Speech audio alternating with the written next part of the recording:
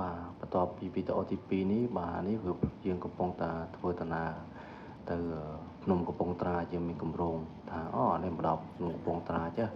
ក៏និយាយគ្នាទៅថាភ្នំកំពង់ត្រាចហ្នឹងគឺមានភ្នំមានអី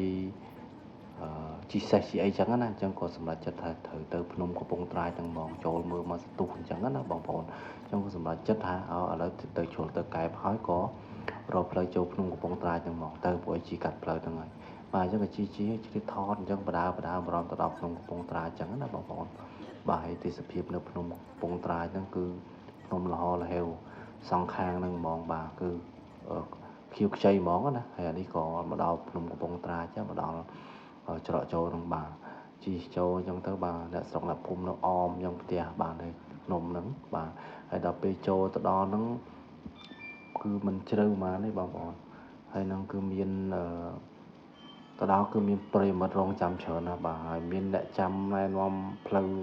ឲ្យយើងដាក់ឡានដាក់អីទៀតអញ្ចឹងណានិយាយទៅកន្លែងតំបន់រស់ស៊ីអញ្ចឹងណាបងប្អូនហើយដល់ពេលអញ្ចឹង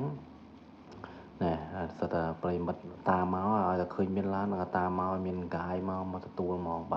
ញ្ចឹងថាមកដាក់ឡានកន្លែងនេះអញ្ចឹងណាអញ្ចឹងក៏ចេះទៅតាមទៅហើយអាហ្នឹងគឺទៅហើយជីជុំស្ទុះទៅក៏ទៅដល់នៅកន្លែងឡើងភ្នំអញ្ចឹងណាហើយមានប្រិមិត្តតាមតាំងពីមាត់ច្រកទៅហ្នឹងហើយធ្វើមិនបើយើងអ្នកល្បីទៅដល់ណាក៏គេរួមឯអញ្ចឹងណាហ្នឹងហើយទៅដល់ហ្នឹង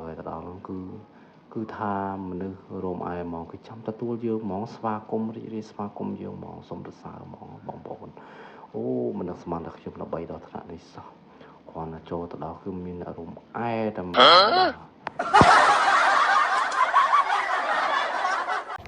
មិនបាច់សើចទេធ្វើមិនបើខ្ញុំអ្នកល្បីទៅដល់លើហើយបងប្អូនដល់លើហើយគឺថាមានប្រិមិត្តរងចាំហ្មងចាំមើលបងប្អូនប្រិមិត្តគឺកំពុងតែឈររងចាំយើងទទួលយើងស្វាគមន៍ត្មងកញ្ញាចាំទទួលស្វាគមន៍យើងតែម្ដងសូមគ្រាន់តែឃើញចង់ខ្លាចនិយាយមែនមិននឹកស្មានថាសតុការគ្រប់គ្រងដល់ថ្នាក់ហ្នឹងសោះ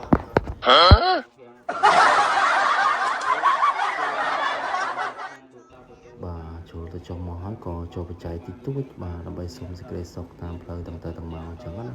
ហើយក៏បន្តដំណើរចូលក្នុងទៀតយើងមើលតាមតារាងនីមួយអញ្ចឹងណាហើយនៅកលុកកលៀតក្នុងលអាងហ្នឹងមានអីខ្លះ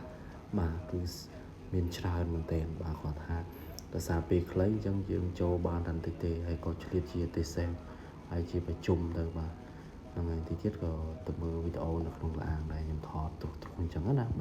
អរគុណបាយរងចាំវីដេអូ